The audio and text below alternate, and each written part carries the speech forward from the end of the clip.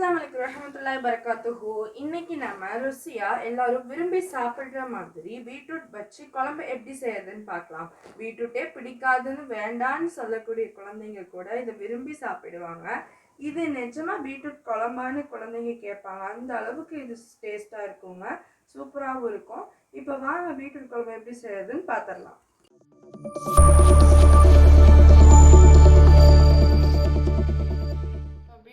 ரெசிபிக்கு வந்துட்டு இப்போ நம்ம ஒரு 5 பீட்ரூட் வந்துட்டு இந்த மாதிரி நல்லா துருவி வச்சுருக்கிறோம். இந்த மாதிரி வந்துட்டு நம்ம நல்லா துருவி எடுத்துக்கலாம். அடுத்தது 2 வெங்காயம் கட் பண்ணி வச்சுருக்கோம். 2லேருந்து 3 ஸ்பூன் அளவுக்கு இஞ்சி பூண்டு பேஸ்ட்டு, ஒரு பச்சை மிளகா, காரத்துக்கு வந்துட்டு ஒரு பச்சை மிளகா போட்டு கரெக்டாக இருக்கும். நீங்கள் உங்களுக்கு காரம் எச்ச வேணும்னா 1 ஸ்பூன் மிளகாத்தூள் போட்டுக்கோங்க, பச்சை மிளகா போட வேண்டாம். 2 ஸ்பூன் எண்ணெய் ஊற்றிக்கலாம். இப்போ ஒரு பச்சை மிளகா போட்டுக்கலாம். இப்போ வெங்காயம் கட் பண்ணி வச்சு வெங்காயம் போட்டுக்கலாம். போட்டு வெங்காயம் வந்துட்டு நல்லா கோல்டன் ப்ரௌன் கலர் வர வரைக்கும் கிளறி விட்டுக்கலாம்.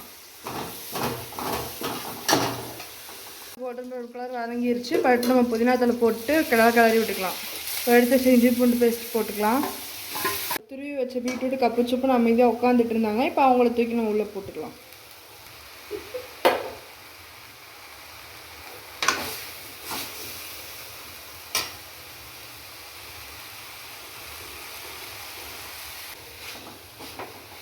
ஸோ இவங்களை எல்லாத்தையும் சேர்த்து நல்லா கிளறி விட்டு 2 நிமிஷம் மூடி போட்டு பச்சை வாசம் போகிற வரைக்கும் 2 நிமிஷம் மூடி போட்டு வேக வச்சுக்கலாம். காய் வந்துட்டு பாதி அளவுக்கு வெந்துருச்சு. இப்போ நம்ம போட வேண்டிய மசாலாலாம் நம்ம எல்லாம் போட்டுக்கலாம். மஞ்சள்தூள் ஒரு சிட்டிகை, சிக்கன் மசாலா தூள் 1 ஸ்பூன், கல்லுப்பு 1 ஸ்பூன், கரம் மசாலா 1/4 ஸ்பூன். இப்போ இவங்க எல்லாத்தையும் நம்ம கலந்து விட்டுக்கலாம். இப்போ நம்ம 3 தக்காளி வந்துட்டு மிக்சியில் அடித்து வச்சுருக்கோம். தக்காளி நம்ம இப்போ ஊற்றிக்கலாம். அது கூட இப்போ நம்ம கொஞ்சம் தண்ணி ஊற்றி நல்லா கலந்து விட்டுக்கலாம்.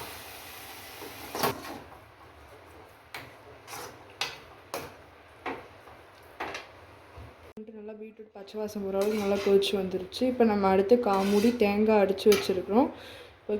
அடித்தவங்கள உள்ளே தூக்கி நம்ம ஊற்றிக்கலாம். தேங்காய் நமக்கு போட்டோம்னா தான் பீட்ரூட் குழம்புக்கு ஒரு டேஸ்ட்டே வரும். பீட்ரூட்டே சாப்பிட மாட்டேன்னு சொல்கிற குழந்தைங்க கூட இது விரும்பி சாப்பிடுவாங்க. பீட்ரூட் குழம்புங்கிற மாதிரியே தெரியாது. இப்போ தேங்காய் ஊற்றுனதுக்கப்புறம் ஒரு கொதி மட்டும் வந்தால் போதும். ஒரு கொதி வந்து ஸ்டவ் ஆஃப் பண்ணிடலாம். ஒரு கொதி வந்துருச்சுன்னா நம்ம தட்டு போட்டு மூடி வச்சுக்கலாம். ஒரு கொதி வந்துருச்சுன்னா நம்ம சாதத்துக்குள்ளே போட்டு சாப்பிட்றதுக்கு பீட்ரூட் குழம்பு ரெடி ஆயிடும். தேங்காய் போட்டு நல்லா ஒரு கொதி வந்துருச்சு. ஒரு கொதி மட்டும் விட்டால் போதும், எச்சா போட்டுற வேண்டாம். இப்போ அடுத்து நம்ம குழம்பு நல்லா கொதி வந்துட்டு நம்ம இறக்க போகிற சமயத்தில் ஸ்டவ் ஆஃப் பண்ணிவிட்டு நம்ம கொத்தமல்லி தழை கொஞ்சம் போட்டு எடுத்துக்கலாம்.